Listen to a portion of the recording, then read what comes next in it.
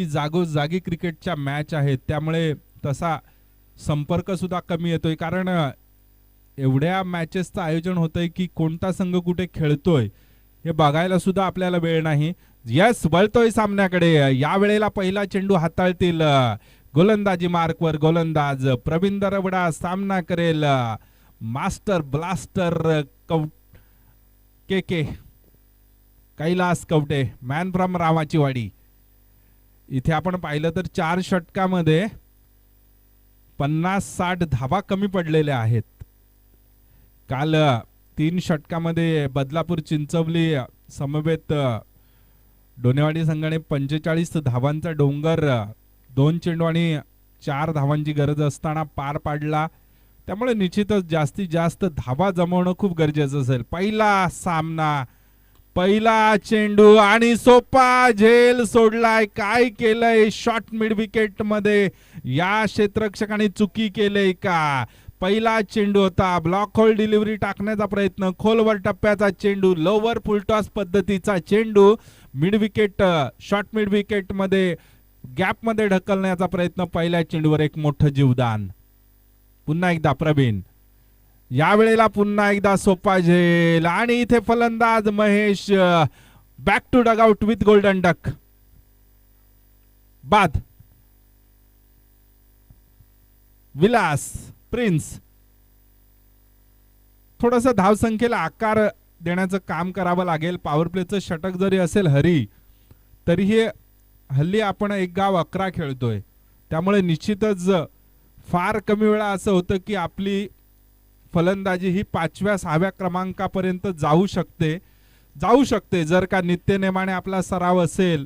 परंतु आपण मुळातच हातावर पोट असणारे सर्वजण आहोत, त्यामुळे त्या क्रिकेट सरावाला वेळ कितीसा देता येतोय, मॅच मध्ये जाणं कितीसं जमतंय याच्यावर बऱ्याच अंशी. परंतु प्रत्येक ग्रामीण संघामध्ये किमान 4थ्या ते 5व्या क्रमांकापर्यंत चांगली फलंदाजी होते.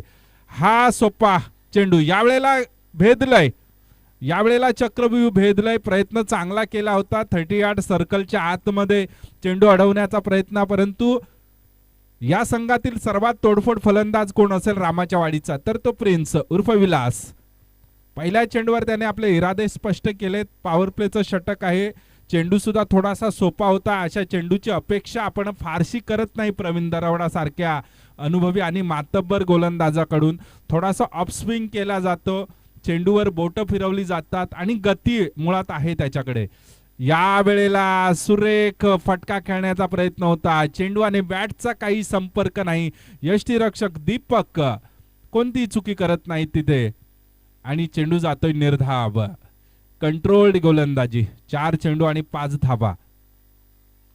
क्या बात आहे. क्रिकेटचं मादक सौंदर्य दाखवणारा फटका between the gap, short cover आणि पॉइंट रिजनच्या बरोबर मधोमध कोणती संधी नाही. ज्या गतीने चेंडू आलाय त्याच्या दुप्पट गतीने चापट लगावली गेले. चेंडू गेलाय 4 धावांसाठी. या सामन्याचं थेट प्रक्षेपण आपण tenniscricket.in वर पाहतोय. कुणाल डायरे या वेळेला फुलटॉस चेंडू, फटका फसलाय. सोपा चेंडू होता, काही धावा निश्चितच 4 धावा तरी या चेंडूवर वसूल करता आल्या असत्या, परंतु ज्या दिशेला क्षेत्ररक्षक आहे त्याच दिशेला चेंडू गेला. एका चांगल्या यशस्वी षटकाची इथे होईल समाप्ती. एका षटकानंतर धाव फलकावर धावा 1 बाद 9. वैयक्तिक 8 धाब्यांवर खेळतोय प्रिन्स. 2 चौकार आलेत त्याच्या बॅट मधून. विलास चांगली फटकेबाजी करतोय. 2 चेंडू मात्र निश्चितच डॉट गेलेत त्याच्याकडून. कैलासला जीवदान मिळालंय आणि आता यावेळेला पुन्हा एकदा तीच जोडी पहिली 2 षटका हाताळतय. मोठं नाव आदिवासी टेनिस क्रिकेट मधील आणि नेरळ आदिवासी पट्ट्यातील दीपक निरगुडा, मोहन पारदी यांच्या समवेत कर्जत प्रीमियर लीग मध्ये घमासान केलं होतं या खेळाडूंनी. सध्या बराच काळ क्रिकेट पाहायला मिळाले नाही, परंतु पाहूया या वेळेला स्लोवर डिलिव्हरी. आणि ही खासियत आहे दीपक याची. दीपक कडे ते व्हेरिएशन आहे. पाहिला आपण तर तो कधीच जास्त गतीने गोलंदाजी करत नाही हरी. त्याच्या गोलंदाजीची ती शैली आहे की तो चेंडूला योग्य टप्प्यावर ठेवतो. त्याच्या षटकामध्ये जास्तीत जास्त षटकार फार कमी वेळा, परंतु झेल खूप उडतात त्याच्या गोलंदाजीवर. या वेळेला पुन्हा एकदा स्लोवर आर्म, थोडासा लोवर फुटा चेंडू झालाय, परंतु एक धाव मात्र मिळाले. आपण पाहिलं तर 2 षटक 8 चेंडू ममदापूर वाडीकडे गेलेत. पुढील अद्यापही 16 चेंडूंचा खेळ शिल्लक आहे. पाहूया काय घडणार, काय बिघडणार. या वेळेला पुन्हा वाईड घोषित केलाय पंच सुरेश निरगुडा यांनी. आणि निश्चितच आपण पाहिलं तर पॉइंट रिजन मध्ये एक क्षेत्ररक्षक आहे. वाईडिश स्लिपला जवळपास तिसऱ्या, हा तो जो टेम्पो आहे तो कृपया थोडासा आपण अक्रॉस लावायचा आहे, क्रॉस लावायचा आहे. पुन्हा एकदा स्टेट ऑन द ग्राउंड फटका आणि चुकी होते, फंबल होतय. थोडा आपण तो अक्रॉस लावा. त्याचं जे प्रकाश पडतोय त्या काचेवर तो इकडे खेळाडूंना त्रास करतोय. आपण थोडा अक्रॉस लावायचा आहे तो. माझी विनंती असेल आयोजकांच्या वतीने, जे कोणी मालक असतील, ड्रायव्हर्स असतील, त्यांना की आपण यस, धन्यवाद. पुन्हा एकदा मी सांगितलंय तुम्हाला चाणाक्षपणे राहावं लागेल. हा गोलंदाज आहे ना, तो खूप हुशार आहे. त्याच्यावर तुम्हाला तो व्हेरिएशनच करणार. त्याच्याकडे रनअप एवढा असेल परंतु गती तेवढी नाही. त्याचा जो हात आहे तो त्या गतीने अतिरिक्त खांद्याचा वापर केला जात नाही टप्प्यावर. हा पुन्हा एकदा इथे मात्र चुकी होते. चेंडू आणि क्षेत्ररक्षकामध्ये रेस, परंतु क्षेत्ररक्षक जिंकलाय. एक धाव वाचवले, 3 धावा पडलेत. गोलंदाजी चांगली होते. 2 षटक सुरेख टाकले गेलेत.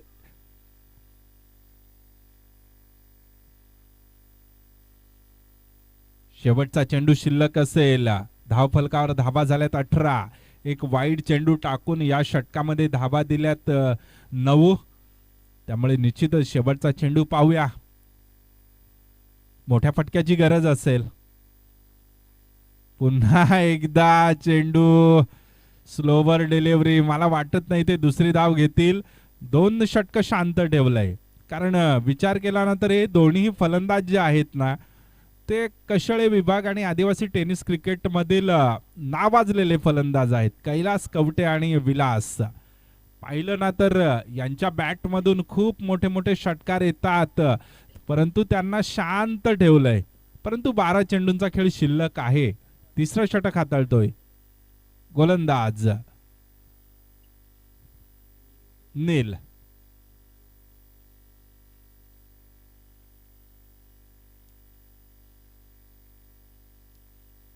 भरभरून प्रेम केलंय या खेळाडूवर. रील स्टार, त्यानंतर युट्यूबर, नावाजलेले युट्यूबर, आदिवासी समाजातील एक चांगलं असं व्यक्तिमत्व, ज्यांनी सोशल मीडियाद्वारे आपली एक स्वतःची वेगळी ओळख केली. कॉमेडी व्हिडिओज असतील, त्यानंतर काही आदिवासी सॉंग्स असतील, त्यामध्ये भरपूर प्रमाणात यस, पुन्हा एकदा ब्लॉकर डिलिव्हरी. त्यांच्या सौभाग्यवती सिमी निरगुडा सुद्धा एक जबरदस्त युट्यूबर आहेत. त्यानंतर काही त्यांचं जे नृत्य आहे ते सुद्धा खूप फॅन्स त्याचे सुद्धा. वळतोय सामन्याकडे. इथून हात खोलावे लागतील, आसमान दाखवावं लागेल चेंडूला, तर एक मोठा. हा मात्र निश्चित नो बॉल घोषित केलाय. पंच चाणाक्ष ते जाणतायत. नो बॉल घोषित केलाय. नो बॉल होता, परंतु फ्लिक करणं गरजेचं होतं. मला कुठेतरी थोडस वाटतंय की अजूनही जी सकाळची धुंदी आहे ती सकाळची धुंदी उतरलेली दिसत नाही विलास आणि कैलास यांची. कारण तमाम त्यांच्या संघाला सुद्धा वाटत असेल हे सोपे चेंडू होते त्यांच्यासाठी, परंतु त्याच्यावर फायदा उचलता आला नाही. 2 चांगले फटके आले विलास कडून. यस, हा फटका आलाय, परंतु तरीही मोठा फटका आला नाही. काही गरज नव्हती विकेट टाकायची, कारण अजूनही तुमच्याकडे तब्बल 9 चेंडू आहे. तुमच्या मनगटात ती ताकद आहे विलास. 9 नाही तर अजून 10 चेंडू असतील, कारण दुसरा नो बॉल होता. फ्री हिटचा फायदा उचलता आला नाही. पाहिला आपण तर फलंदाजी ज्या प्रतिभेची आहे ना, ती प्रतिभेची फलंदाजी इथे होत नाही. या वेळेला मात्र फेकून दिलाय. मला वाटत नाही हा चेंडू थांबेल. हा चेंडू जाईल चौकारासाठी. सीमारेषा जी आहे ती सीमारेषा थोडीशी जवळ आहे. पुढच्या वेळेला अजून आपल्याला या सीमारेषेमध्ये थोडासा बदल पाहायला मिळेल, परंतु त्यासाठी कोंबळवाडी संघाला निश्चितच थोडा वेळ लागणार आहे. काय आयोजन आपण पाहतोय, जबरदस्त आयोजन. स्वयंसेवक सर्व तटस्थ पाहिले होते, कोणालाही अतिरिक्त त्रास दिला जात नाही. या वेळेला मोठा फटका बिटवीन द गॅप आहे, झेल होऊ शकला. चौकार आहे ना, आय थिंक चौकार आहे दीपक. यस, चौकार आहे. अजूनही ती ताकद नाहीये. tenniscricket.in वर आपण पाहू शकता जय भिलोबा चषक. आपण चॅनल सर्च करू शकता tenniscricket.in. मोहन पारदे लिंक टाकले ना. यस, लिंक गेलेली आहे, आपण त्याद्वारे चेकआउट करू शकता. या चॅनलला सुद्धा आपण भरभरून प्रेम द्या. कॅमेरा क्वालिटी, त्यानंतर जे कोणी सबस्क्राईब नसतील त्यांनी लाईक करा, सबस्क्राईब करा. वाईट बॉल. या षटकामध्ये काही धाबा आल्यात. अजूनही ती फलंदाजी त्या तोडीची आलेली नाही, परंतु पाहिलं आपण तर या षटकात धाबा आल्यात. मला अशी हार्ड फिलिंग येते की एक षटकार येईल ह्या चेंडूवर, परंतु षटकार नाही आला. त्या दिशेला क्षेत्ररक्षण चांगलं होतं, एलिव्हेशन नाही मिळत बॅटला. फलंदाज कनेक्शन चांगलं करतोय, परंतु केवळ ताकद दिली जाते, एलिव्हेशन नाही बॅटमध्ये मिळत. चेंडूला उंची तितकीशी मिळत नाही, त्यामुळे बॅटचं एलिव्हेशन जे आहे ते एलिव्हेशन राहतंय आणि तिथे कोणती चुकी करत नाही काळूराम. या वेळेला फटका आलाय आणि षटकार. पहिला षटकार तिसऱ्या षटकातील शेवटच्या चेंडूवर आलाय, त्यामुळे किती शांत बसवलंय. परंतु या षटकात धाबा तब्बल आलेले आहेत 20 धाबा. धावफलक एकूण जाऊन पोहोचलाय 39च्या घरामध्ये.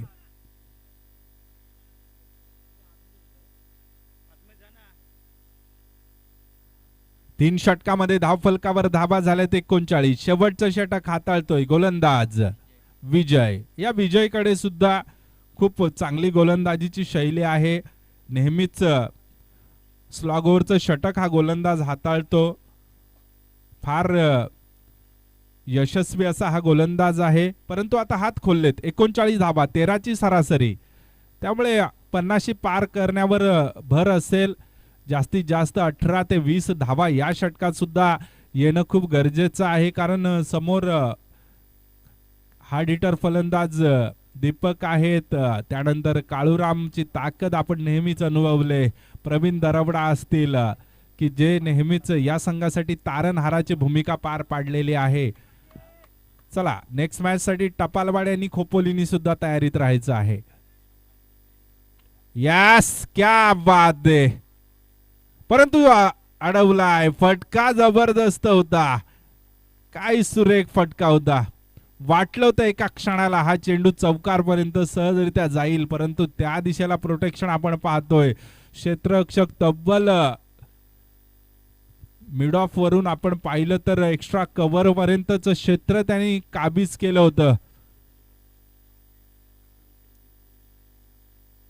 हा पुन्हा एकदा ब्लॉकवर डिलिव्हरी. दुसरा धाव घ्यायला हवी ते दुसरी धाव, आणि आले, सहजरित्या आले. या 2 धावांनी धावफलक जाऊन पोहोचलाय 42. सुरेख गोलंदाजी. 2 चेंडूवर मात्र कोणताही मोठा फटका दिलेला नाही. आपण पाहिलं तर सहजरित्या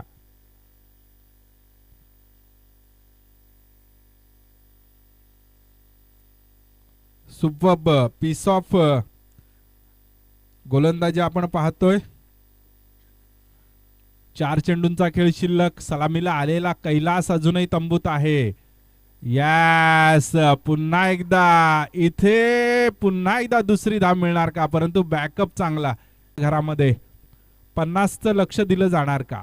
अर्धशतक संघाचं लगावलं जाणार का? ते लगावावं अशी अपेक्षा तमाम पाठीराख्यांची असेल.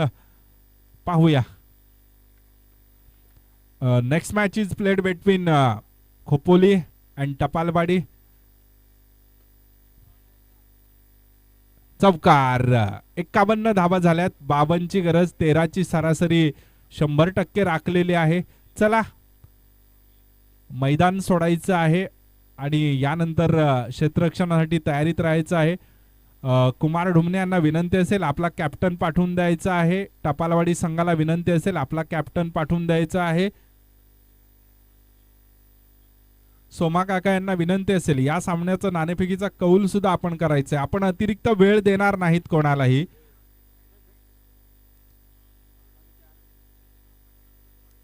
आणि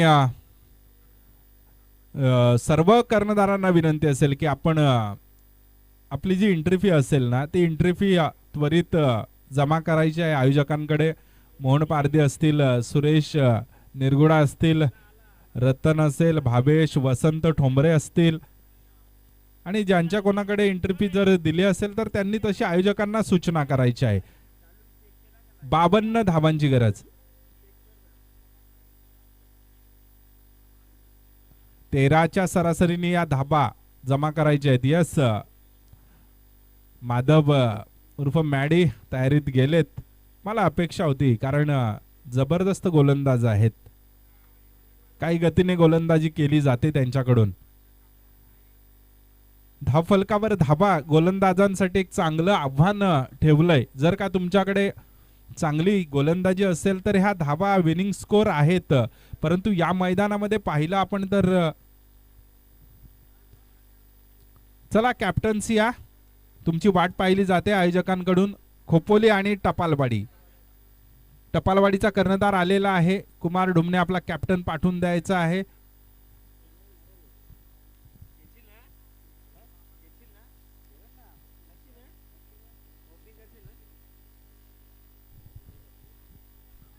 खोपोली संघाने आपला कॅप्टन पाठवून द्यायचा आहे. यस, येत आहेत. 52 धावांची गरज आहे. या 52 धावा कशा रोखल्या जाणार, कशा ठोकल्या जाणार हे येणाऱ्या काळामध्ये आपण पाहणार आहोत. कुणाल डायरे आणि त्यांचे सहकारी प्रीतम मस्कर यांच्या माध्यमातून या सामन्याचं थेट प्रक्षेपण आपण पाहतोय tenniscricket.in वर. जे कोणी सबस्क्राईब नसतील त्यांनी सबस्क्राईब करा. आपल्या माणसांना मोठं करा, त्यांना प्रेम द्या. कॅमेरा क्वालिटी मध्ये काही कमतरता आढळत असेल कोणत्याही पद्धतीचं तर आपण कॉमेंट करू शकता, सूचना देऊ शकता. त्या सूचनेचा नक्कीच विचार केला जाईल प्रोप्रायटर्स यांच्याद्वारे. 24 चेंडू 52 धावांची गरज. यस, जा मोहन पारधी आपण काकांच्या हस्ते नाणेफेकीचा कौल करून घ्यायचा आहे. वसंत ठोंबरे साथ देतील यावेळेला स्क्वेअर लेग पंचांच्या भूमिकेत सुरेश निरगुडा यांना. सलामीची जोडी प्रवीण आणि दीपक. बरीच वर्ष आणि ज्या गोलंदाजांनी मला इम्प्रेस केलं गेल्या 2-3 वर्षामध्ये तो सचिन केवारी ना. Yes, Sachin. Karjat premier league मध्ये पहिल्यांदाच गेल्या सत्रात मी त्याच्या विरोधात खेळलो. काय जबरदस्त गोलंदाजी केली होती. खूप प्रतिभा या खेळाडूमध्ये. चला नाणेफेकीचा कौल करून घ्यायचंय मोहन आपण. त्यांना आपण नंतर जे काही रूल्स अँड रेग्युलेशन्स असतील ते सांगू कारण आपण मॅच कव्हर करणार आहोत. नाणेफेकीचा कौल होतोय. टॉस बॉक्स कडे जातायत कॅमेरामन. टपालवाडी नाणेफेकीचा कौल जिंकलाय आणि क्षेत्ररक्षण स्वीकारले. आय थिंक सर्व मॅच काल चेसिंग वर जिंकलेत. फक्त दुसरी जी मॅच झाली होती पहिल्या फेरीतील ती फक्त डिफेंड केली गेली. 54 धावा आय थिंक डिफेंड केल्या गेल्या तिथे बदलापूर चिंचवलीकडे. चला अतिरिक्त वेळ द्यायचा नाही. गोलंदाजी मार्कवर गोलंदाज सचिन केबारी, मॅन फ्रॉम रामाची वाडी, फायरी पेसर. पाहतोय आपण 52 धावा डिफेंड होतील का इथे, पाहतोय आपण. मोठी ताकद. यस, मासा लागलाय गळाला. मी म्हंटल होतं हा गोलंदाज खूप जबरदस्त आहे. जशी सुरुवात झाली होती ममदापूर संघाच्या गोलंदाजाकडून तशीच सुरुवात आपण पाहतोय रामाच्या वाडीकडून. तिथे महेश याला गोल्डन डकवर तंबूत परतवलं होतं. इथे मात्र ममदापूर वाडीकडून एक हार्ड हिटर फलंदाज प्रवीण दरबडा होईल बाद. त्याच्यासाठी जातोय नवीन तिसऱ्या क्रमांकावर प्रवीण निरगुडा.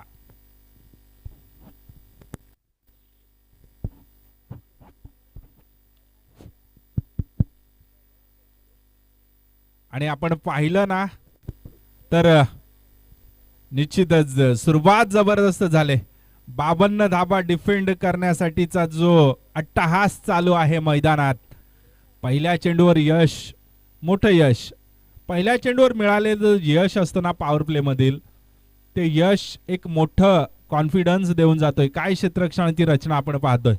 कव्हर रिजन हा सुद्धा झेल आहे, सोपा झेल आहे. मला नाही वाटत सोडला जाईल, कारण फिल्डिंग मी स्वतः पाहिली आहे.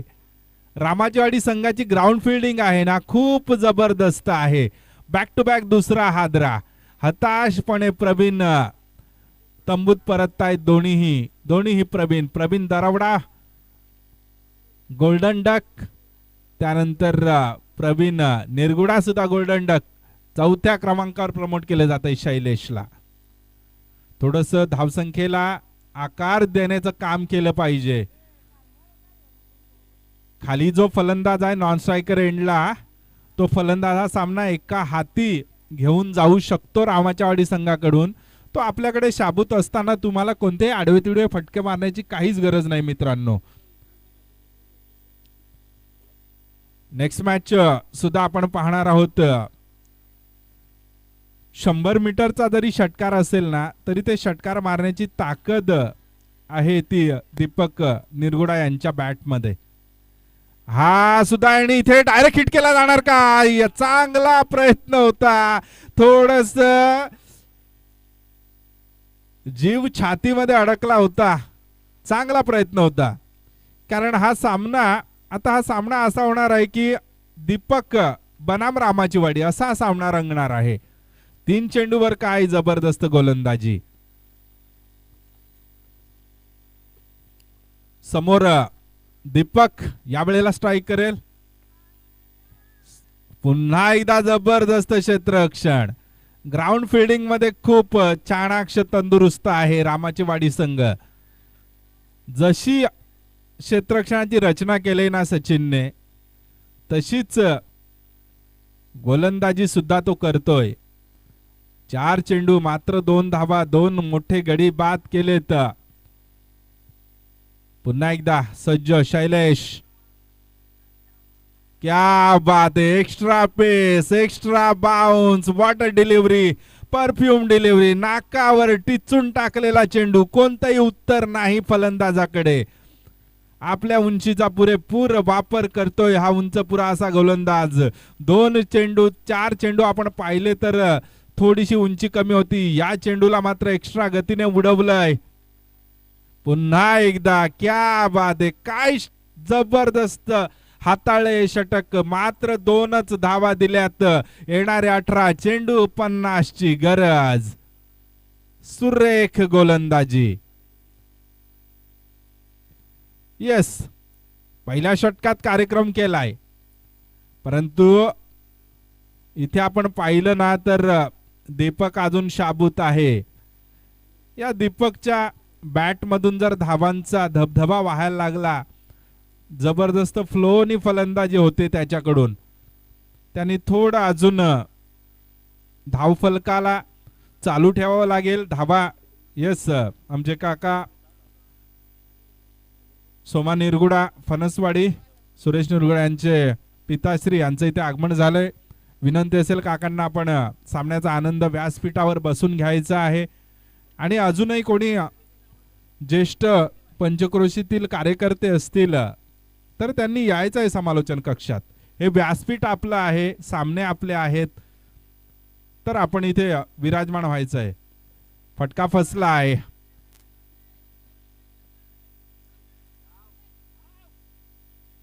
आपल्याला थोडंसं रोखावं लागेल. दीपकला रोखायचं असेल ना तर त्याला स्ट्राईक पासून लांब ठेवावं लागेल. नवीन जे फलंदाज येतील त्या फलंदाजांना काही चेंडू डॉट्स काढावे लागतील, कारण हा सामना आता दीपक याच्या माध्यमातूनच रंगवला जाणार आहे. बहुत पोटेन्शियल ह्या खेळाडूमध्ये, खूप पोटेन्शियल आहे. काय चेंडू धाडून दिलाय सहजरित्या, कोणतीही संधी नाही. चांगला प्रयत्न केला होता वाईडिश लाईनचा माधव यांच्याकडून. चेंडू खराब नव्हता, परंतु शॉट सिलेक्शन काय सुरेख होतंय. कोणतीही संधी नाही. चेंडू आला तसा गोळीच्या वेगाने चौकारच्या दिशेने सुद्धा गेलाय. या 4 धावा पहिल्या मिळतायत तब्बल 8व्या चेंडूवर. पुन्हा एकदा सज्ज, फेकून दिलाय. ही ताकद आहे, कारण हा सामना सोपा नाही रामाच्या वाडी संघासाठी.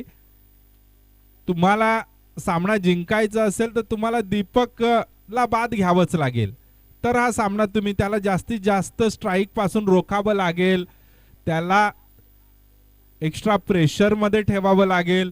एखादा चुकीचा फटका मी खेळलं पाहिजे असं त्याला वाटायला पाहिजे, तरच तुम्ही हा सामना तुमच्या, कारण पहिल्या षटकामध्ये तुम्ही अधिराज्य गाजवलंय, परंतु कोणत्या क्षणी हा सामना तुमच्यापासून लांब घेतला जाऊ शकतो. यस, थांबवलंय. हे कॉन्फिडन्स लेवल आहे त्याची, कारण तो जाणतोय हा सामना माझ्याच माध्यमातून बनवला जाणार आहे. यस, 4 चेंडूंचा खेळ झालाय. 4 चेंडूवर एक चौकार, एक षटकार आलाय, 2 दुहेरी धावा आल्यात. 2 म्हणजे एकच दुहेरी धावा आले, हा डॉट गेलाय. 12 धावा आल्यात, 14 धावा झाल्यात. अजूनही तब्बल 41 म्हणजे 38 धावा हव्यात, परंतु कठीण नाही. तुमच्याकडे तब्बल 14 चेंडू आहेत. या 14 चेंडूतील 6 चेंडूंचं कनेक्शन जर आपण पाहिलं ना चांगलं, तर ते तुम्हाला खूप मोठे षटकार पाहायला मिळतील. एवढी ताकदवान फलंदाजी आहे दीपक याच्याकडे, परंतु गोलंदाज सुद्धा तेवढ्या दमाचा आहे. हा फसलाय, फसलाय, फटका फसलाय आणि झेल टिपलाय. आणि इथे मात्र आता आपण पाहिलं ना तर थोडेसे ठोके वाढलेत छातीचे, परंतु नील सुद्धा फलंदाजी करू शकतोय. तेच तर्रार बॅट स्पीड होता, परंतु थोडासा चेंडू मागे, चेंडूवर बोट फिरवली, आणि हे व्हेरिएशन असणं गरजेचं आहे. त्यांनी मार खाल्ला होता, चौकार खाल्ला होता, षटकार खाल्ला होता, परंतु तरीही त्यांनी स्वतःवर विश्वास ठेवला आणि एक मोठा wicket, match winning wicket, turning point ठरू शकेल असा विकेट मिळवून दिलाय. येणारे 13 चेंडू, 38 ची गरज.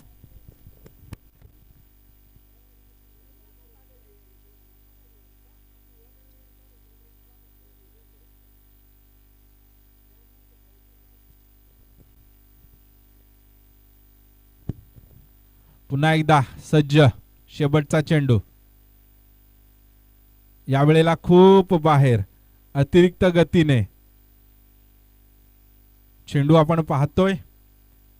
अतिरिक्त गतीने टाकण्याचा प्रयत्न, चेंडू स्वैर दिला जातोय.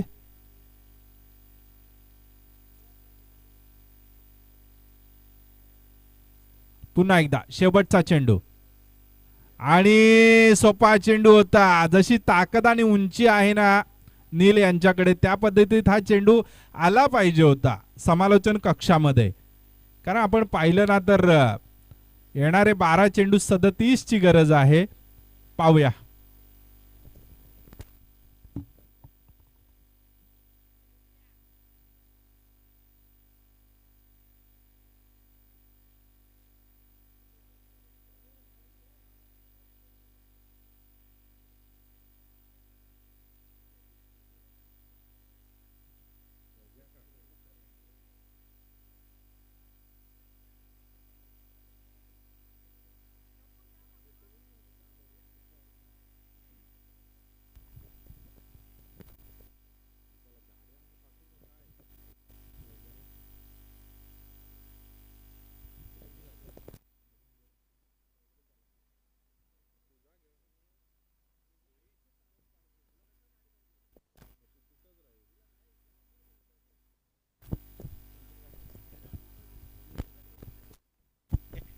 येणारे 12 चेंडू नेरळ नेरळ माझा पण आहे, परंतु पाहूया. येस, येणारे 11 चेंडू 37 ची गरज.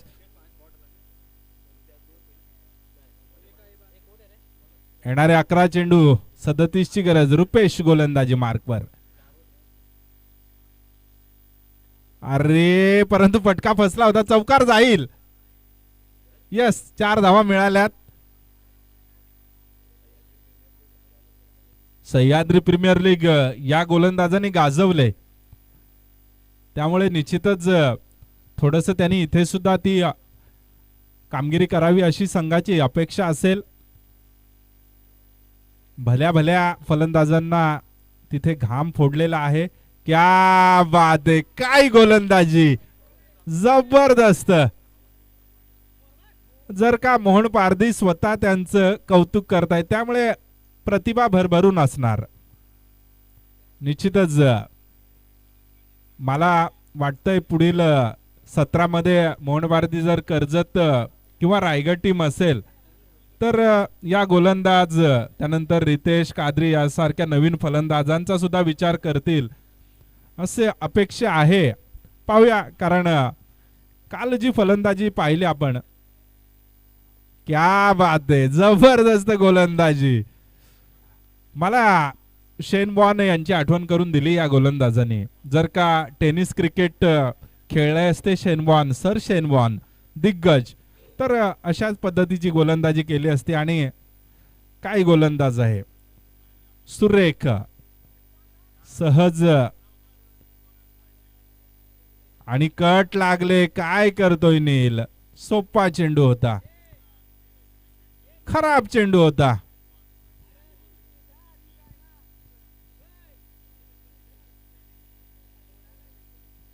नाही, कारण दोन्ही गोलंदाज सोडा, परंतु दोन्ही फलंदाज जे आहेत ते मोठा फटका खेळण्याचा प्रयत्न करतायत वारंवार. निलेश 3 चेंडू खेळलाय, तिन्ही चेंडू डॉट गेलेत. अद्याप एकही धाव त्याच्या माध्यमातून आली नाही. येणारे 6 चेंडू आणि धावांची गरज आहे तब्बल 32. 5 षटकार.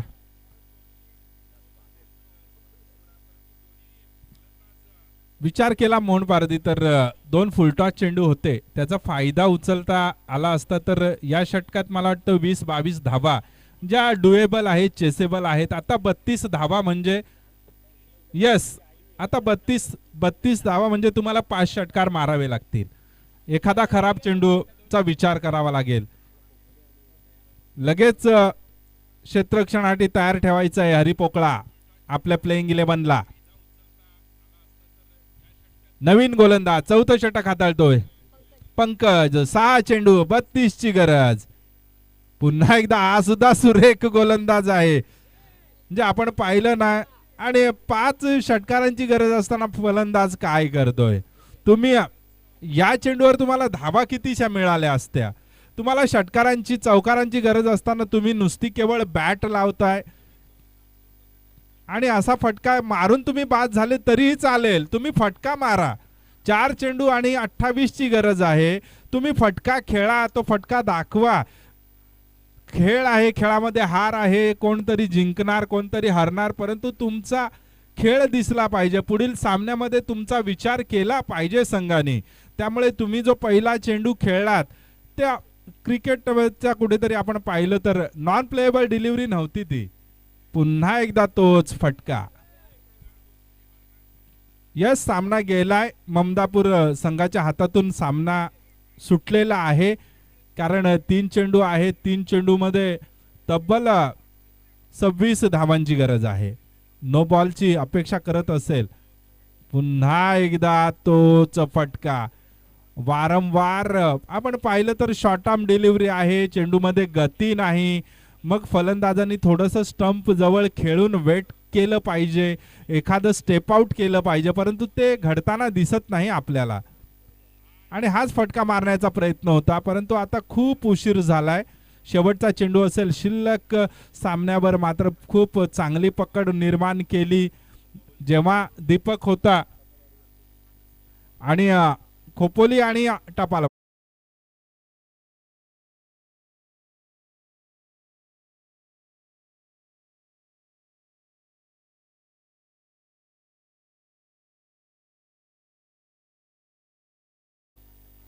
खूप उशीर झालाय.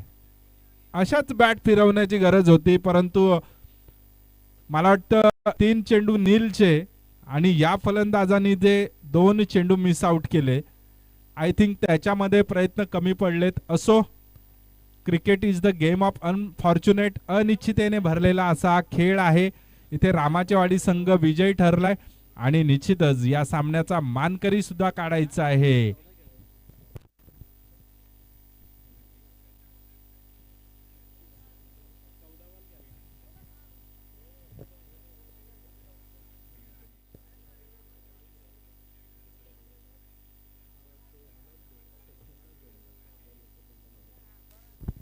यस, धाबा जरी खूप चांगल्या जमवल्यात. विलासनी 26 धाबा जमवल्या, कैलासनी सुद्धा एक षटकार एक चौकार, तब्बल 18 धाबा जमवल्या. 44 धाबा दोघांच्याच माध्यमातून आल्या. परंतु या मैदानात आपण पाहिलं ना तर या धाबा कमी पडतात. काल 3 षटकामध्ये 45-46 धाबा चेस होत होत्या. त्यामुळे निश्चितच या सामन्याचा मानकरी खरा म्हणजे ठरतोय तो सचिन, ज्याने पॉवर प्ले मध्ये 2 विकेट मिळवले आणि केवळ 2च धावा दिल्यात. मी आदरणीय सोमा काका यांना विनंती करतो की मॅन ऑफ द मॅच ची ट्रॉफी आपण प्रदान करायची आहे. सचिन काय गोलंदाजी